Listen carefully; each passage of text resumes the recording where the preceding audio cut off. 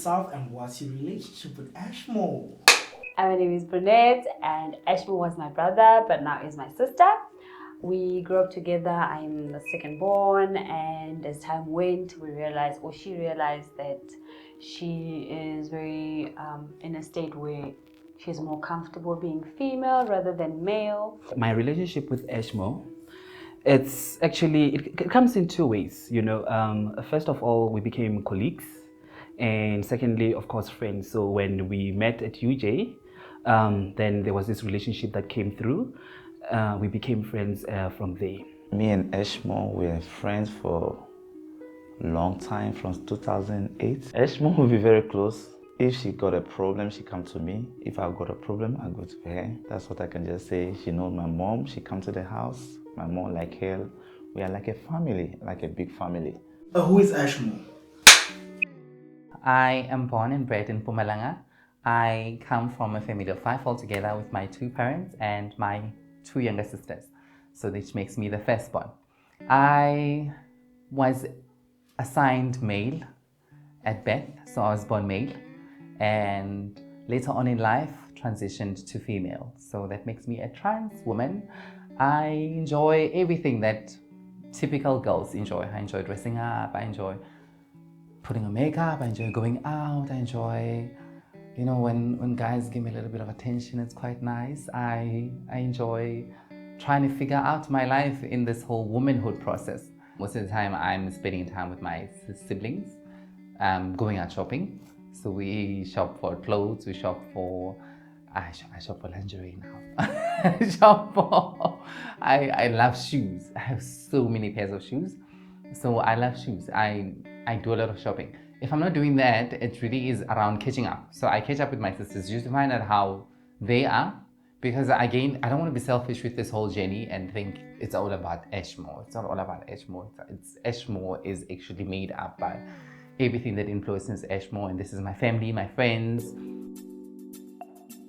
One activity that we often do together is we often go to the car wash together, and we then just have girl time and we chat about everything: boys, work, me, her, and also what she's up to. There was like a lot of DJs. It was quite nice actually. The DJs. Did anyone ask you out? No. We can't be talking about those things because you know. It doesn't matter. It doesn't matter. Like, no, there were small boys. I get asked that all the time. There were small boys. How small? Ben 10 small.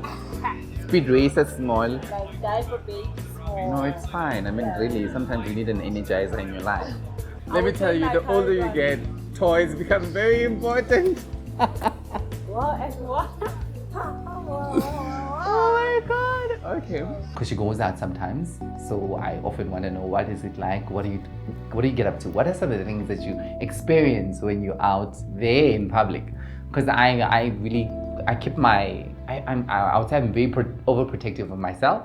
Or when did you realize that Ashmore was transitioning, and how did that affect you? When was the day when I actually found out about her transition? So when we were growing up, Ash and I used to play together. All like ladies or girls activities, Ashmore was always within, you know. So I knew that even when we were playing like Bodlela, if people know what that is, whatever girls' sports or activities, Ashmore was always there. So the day I met Ashmore, it was this, you know, handsome guy with dreadlocks. I'm thinking, okay, fabulous. And that's how I first knew him in 2015. So we were actually in this meeting, and I remember very well when she walked in and she was dressed in a very fabulous way. And I thought to myself, oh, wow, you look gorgeous. You look gorgeous, girl. So it didn't shock me. And when she came in dressed like that, I thought to myself, this is fabulous, definitely. First, I was doubting. I asked Ashmore, are you sure about what you want to do? He said, yes, Paul, I'm sure what I wanted to do. And I asked her again, are you very, very, very, very sure? She said, yes. So she told me that, okay, fine, this is who I am. At first, she said she was transgendered. And then I didn't know what transgender was. I'm like, okay, fine. So it means you're dressing up at after 9 and, you know, during the day, here you are, a guy, like, you know, which one is it? At the age of 6, I came back from school. I was changing from my school uniform into my regular casual clothes and was very curious what I would look like in a dress for some very strange reason out of the blue. And I just pulled out one of the dresses that belonged to my twin cousins.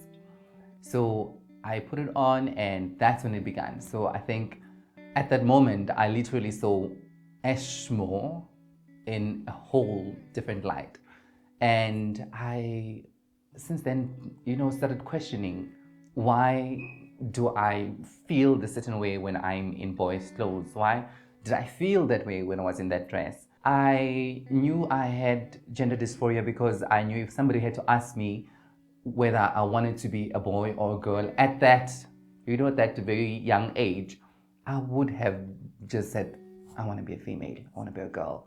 Because there was everything that was exciting about being a girl as opposed to everything that I was dealing with as a boy, which I found to be completely discomforting. When the girls said, let's go play Skutkoti, I went and played.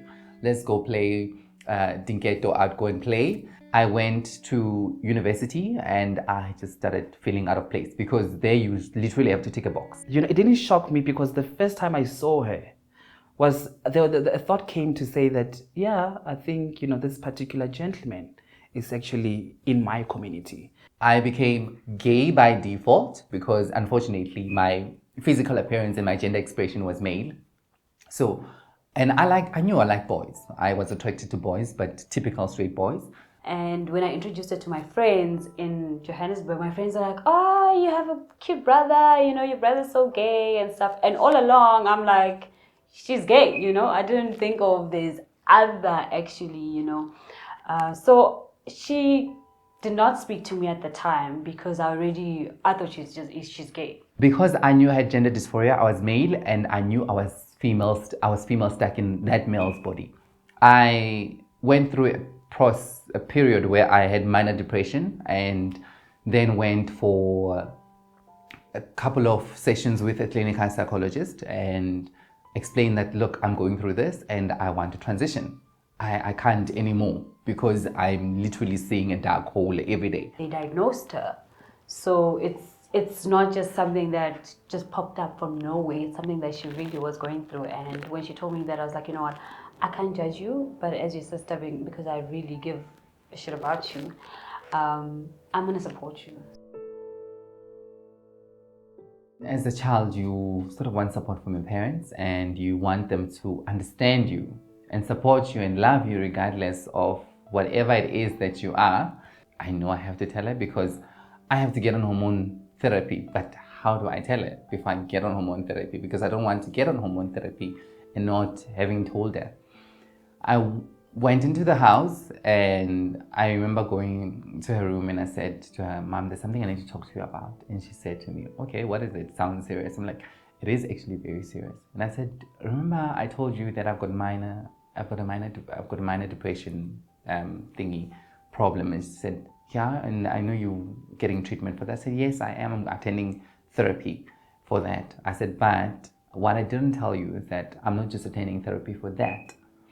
I'm attending therapy for gender-related issues as well.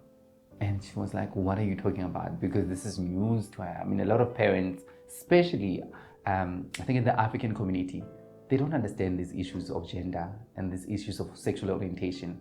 If they see someone like me, all they're thinking about is sexual orientation. So they think you're just gay. You're just gay, you just dress up as a girl.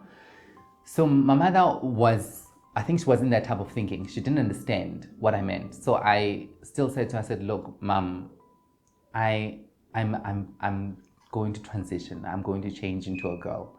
It still didn't hit her.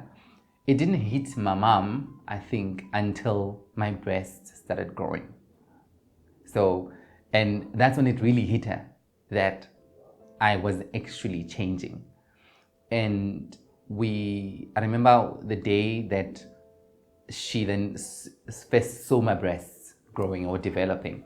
was the day where I had sensitivity on my breasts, and it was so excruciating that I ran to the thing into her room and I said, "Mom, I have discomfort on my breasts and I need to know what to do. Should I put ice? Should I rub something? What should I do?" And she said, "Let me see." And I pulled up my t-shirt, and the look on her face, pure shock. I think it was very traumatic for her, especially not understanding what I was saying to her when I had a conversation about being transgender and transitioning. And since then, we then had to go through therapy as a family for my mom to better understand what I was going through, and also just understand what this means for her as a mother who gave birth to a boy who is now turning into a girl. We went through that. It was a learning curve for both of us, because listen, there's no dialogue, there's no literature out there, especially here, South African literature. There's nothing that you can read. There's nothing that you can read on the internet that says someone from Soshanguve or someone from Johannesburg, someone from Tembisa, someone from Soweto has gone through this process. This is what it entails. There's nothing like that. Everything that stays medical. It tells you need to see a clinical psychologist, then get on hormone replacement. Doesn't tell you what's going to happen when you get on hormone replacement. Doesn't tell you how to come out to your family. Doesn't tell you how to break the ice, with your friends or at work. Doesn't. To this day, I still have to sensitize my mom about a lot of things. So if I know that there's a new development, if I feel a little bit different and I need to consult with a motherly figure, which is my mom, I sort of have to sensitize her beforehand and not do the shock attack like I did, where I just showed her that, listen, they're big now. What do we do because it's sensitive? So yeah, it's a process. It's a process for every person. It's different for every person.